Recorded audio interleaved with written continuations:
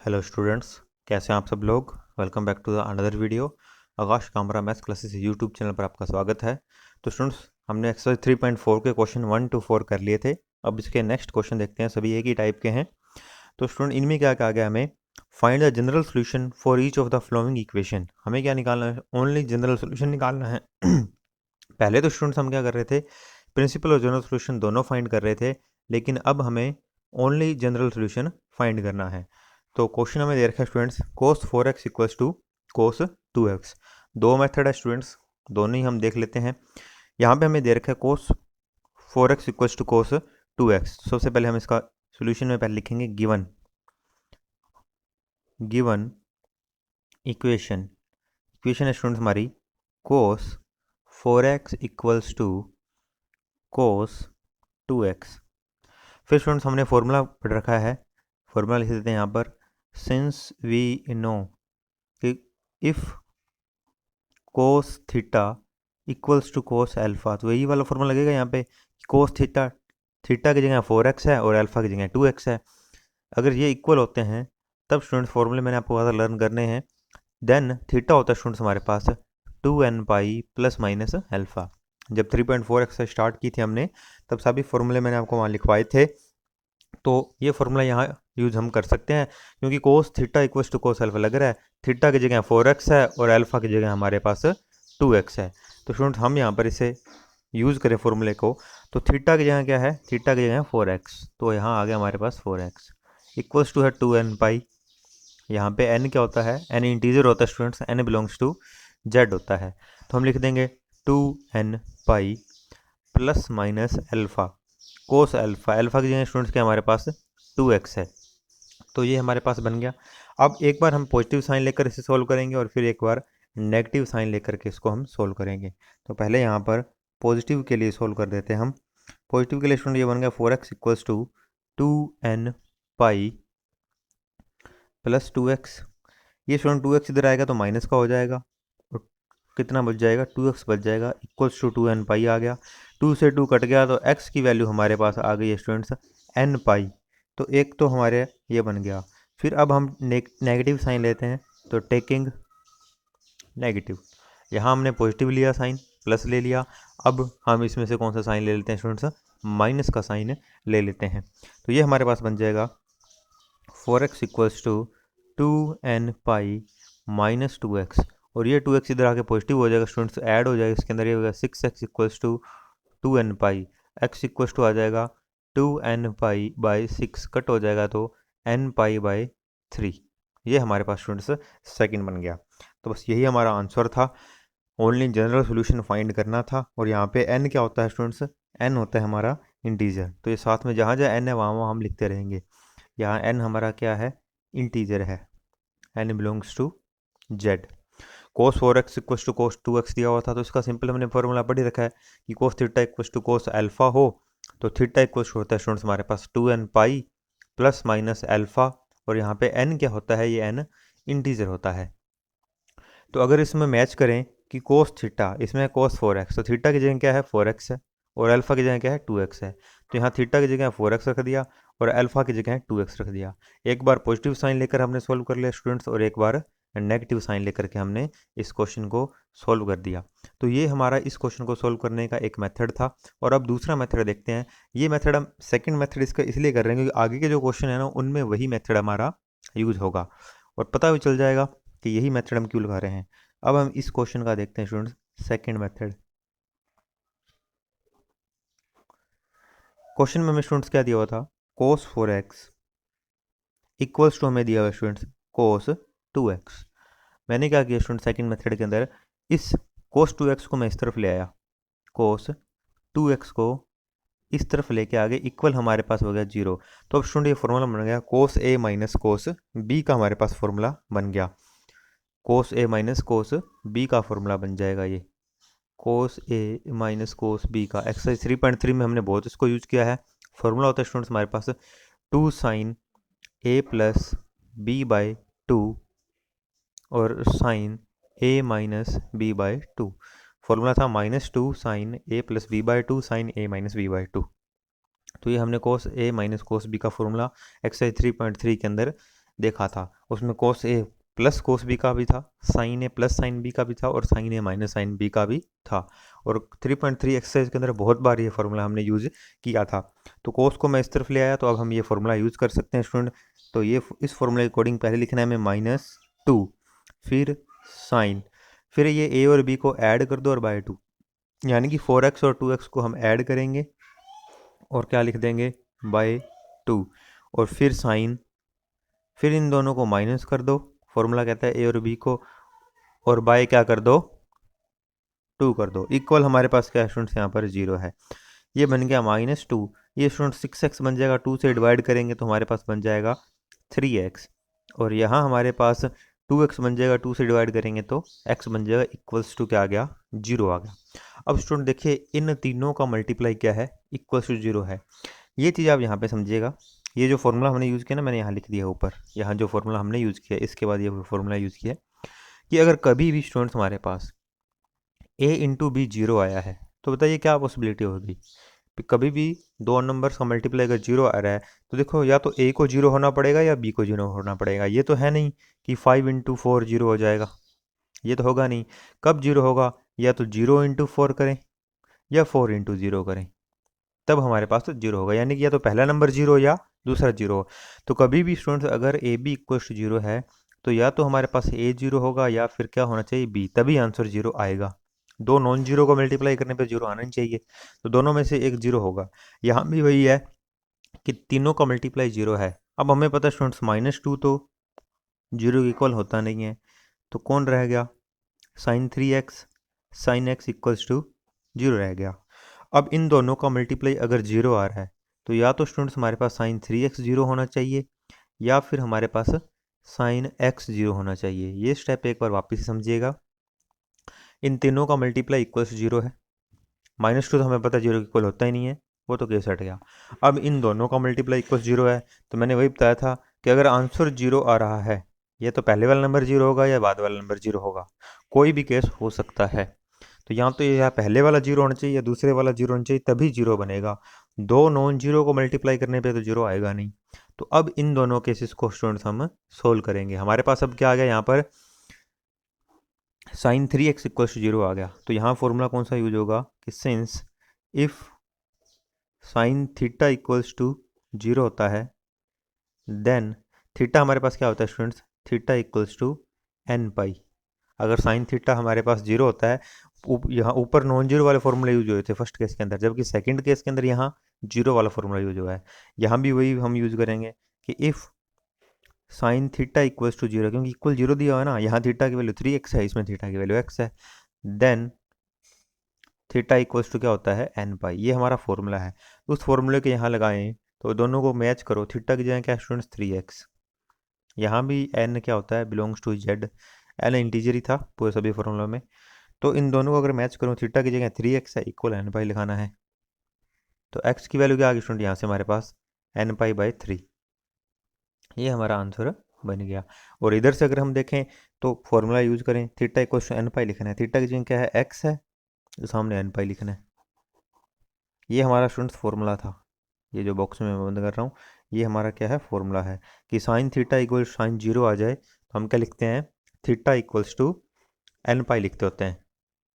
Sorry, ये इतना formula था हमारे पास, ये वाला, ये फॉर्मूले में नहीं आएगा, यहाँ तक ये फॉर्मूला था जो ऊपर बॉक्स में बंद है। फिर यहाँ हमने फॉर्मूला यूज़ कर लिया, वैसे ही हमने यहाँ यूज़ कर लिया, तो ये हमारा आंसर बन गया। और आंसर दोनों का सेम ही है। देखिए यहाँ पे x इक्वल्स टू एन पाई था, अब भी हमारे पास x इक्वल्स टू एन पाई आया है। एक स्टूडेंट्स हमारे पास इसमें आया था x equals to n pi by 3, यहाँ भी x इक्वल्स टू क्या है N pi by 3।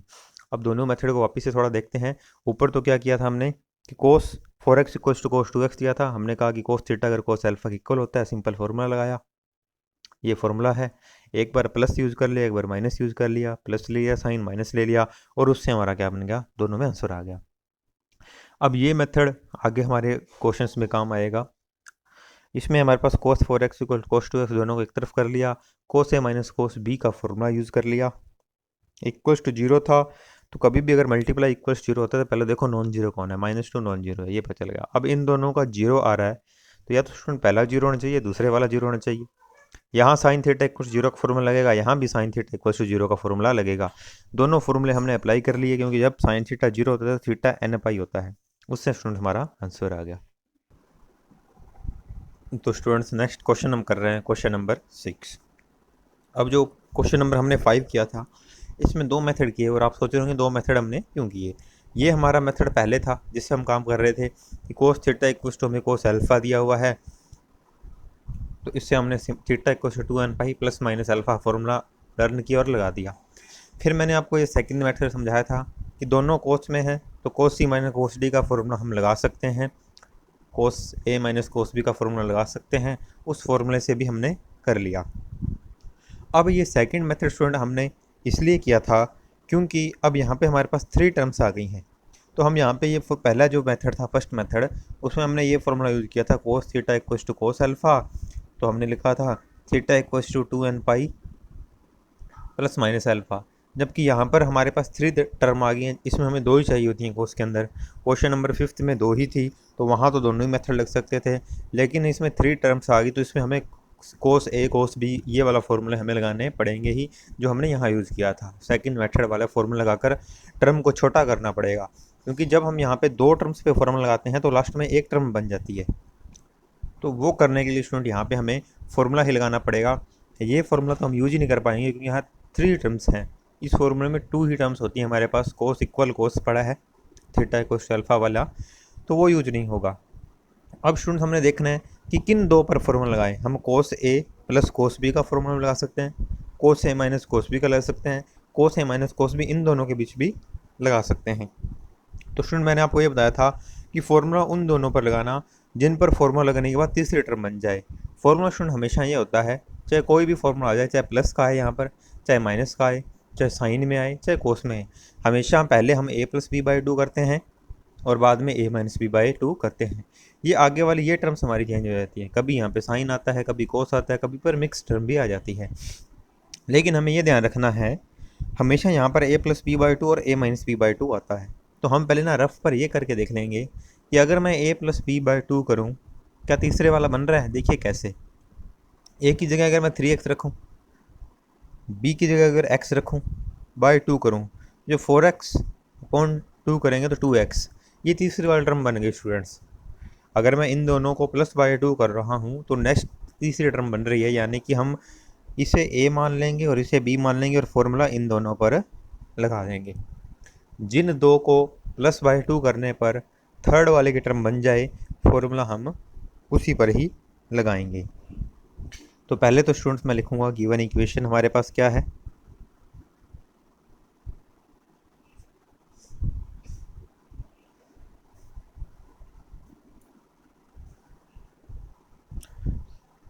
Minus cos 2x equals to 0,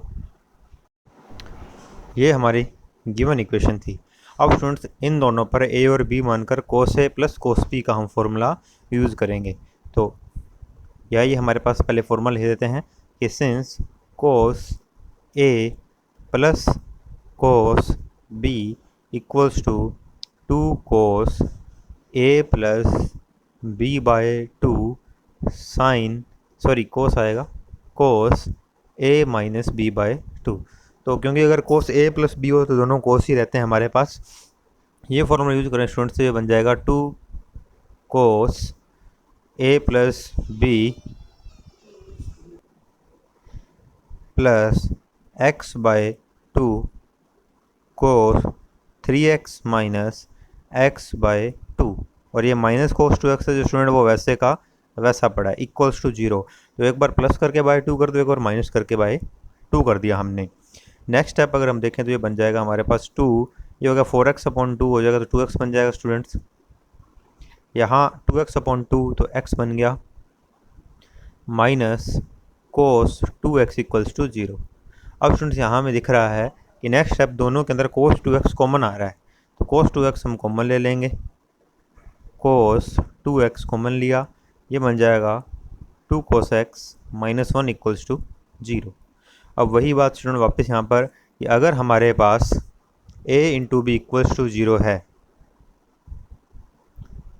तो आइदर A0 होगा और B0 होगा। तो वही केस यहाँ लगेगा कि इन दोनों का मल्टीप्लाई 0 है, तो हम लिखेंगे कोस 2x 0 हो सकता है, या फिर हमारे पास 2 कोस x माइनस 1 इक्वल्स टू 0 हो सकता है। तो यहाँ दोबारा से लिख लेते हैं स्टूडेंट्स, हमारे पास था कोस 2x इक्वल्स टू 0 और 2 कोस x माइनस 1 इक्वल्स टू 0। अब अगर इस केस को सॉल्व करें स्टूडेंट्स, तो यहाँ तो हमारा कौन सा फॉर्मूला यूज होगा कि since we know if cos theta equals to 0 then theta equals to 2n plus 1 pi by 2 होता है हमारे पास। अगर यहाँ तो 0 वाला यूज होगा क्योंकि सामने 0 है, तो 0 में स्टूडेंट कोस का ये फॉर्मूला होता है। यहाँ कोस थीटा इक्वल्स 0 है, जबकि क्वेश्चन में हमें क्या दिया हुआ है 2x, तो थीटा की जगह क्या है 2x है, तो हम लिखेंगे इम्प्लाइज दैट थीटा की वैल्यू कोस थीटा इक्वल्स 0 कोस 2x इक्वल्स 0, हमारे पास 2x है तो वो लगा दिया, इक्वल है हमारे पास 2n प्लस 1 पाई बाय 2। इस 2 को क्रॉस मल्टीप्लाई करके नीचे ले आते हैं स्टूडेंट्स, ये हो गया 2n प्लस 1 पाई बाय 4। तो ये एक हमारे पास आंसर आ गया। और दूसरा अगर इधर देखे चलें तो स्टूडेंट्स यहाँ मैंने क्या किया, 2 कोस x इक्वल्स टू 1 इधर आके पॉजिटिव हो गया, फिर कोस x इक्वल्स टू क्या आ गया 1/2। यहाँ से हम लिख सकते हैं कोस x इक्वल्स टू 1/2 कब होता है स्टूडेंट्स, हमारे पास कोस 1/2 होता है 60 डिग्री पर। 60 डिग्री पर कोस 60 इक्वल्स टू 1/2 होता है हमारे पास।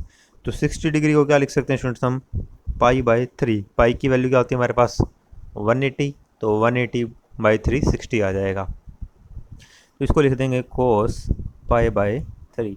यहाँ कौन सा यूज होगा, सिंस वी नो, पहले फॉर्मूला लिख देते हैं, if cos theta equals to cos alpha, यहाँ दिख ही रहा था 0 है, यहाँ दिख रहा है कि नॉन जीरो वाला यूज होगा, then theta equals to 2n pi plus minus alpha. Theta की जगह स्टूडेंट क्या है x है और अल्फ़ा की जगह π/3 है, ये पुट कर दो इसमें, हमारा बन जाएगा। तो थीटा की जगह x रखना है, यहाँ मैं थीटा की जगह x रख रहा हूँ 2n पाई प्लस माइनस, और अल्फ़ा की जगह हमारे पास क्या है π/3 है। ये हमारा सेकंड आंसर बन गया। तो स्टूडेंट्स ये जो केस था इसमें हमारे पास क्वेश्चन में कितनी टर्म दी हुई थी, 3 टर्म्स हमें दी हुई थी। तो हमें क्या करना था, 2 टर्म को इकट्ठा करना था। इकट्ठा करने का वही फॉर्मूला लगेगा हमारा, कोस a प्लस बी का लगा सकते थे, इन दोनों के बीच भी लगा सकते थे, और फर्स्ट और लास्ट के बीच भी लगा सकते थे। पर लगाना किन में होता है कि जिन 2 को प्लस करने पर जो आंसर बन रहा है वो तीसरा बन जाए। तो 3 और 1 को प्लस करके अगर 2 से डिवाइड करें तो हमारा 2x बन रहा है जो कि लास्ट वाला है। तो हमने पहले 2 पर लगा दिया स्टूडेंट्स, उसके बाद हमारे पास जब सोल्व किया इस चीज़ को तो कोस 2x जो था वो दोनों टर्म्स के बीच में था, कॉमन आ गया, दोनों को अलग अलग 0 रख दिया। यहाँ 0 वाले केस से सोल्व कर दिया, यहाँ नॉन जीरो वाले केस से सोल्व कर दिया। तो आई होप स्टूडेंट वीडियो आपको अच्छी लगी होगी। अगर वीडियो अच्छी लगी हो तो वीडियो को लाइक करें, शेयर करें और चैनल को सब्सक्राइब करें। थैंक यू स्टूडेंट, मिलते हैं नेक्स्ट क्लास में।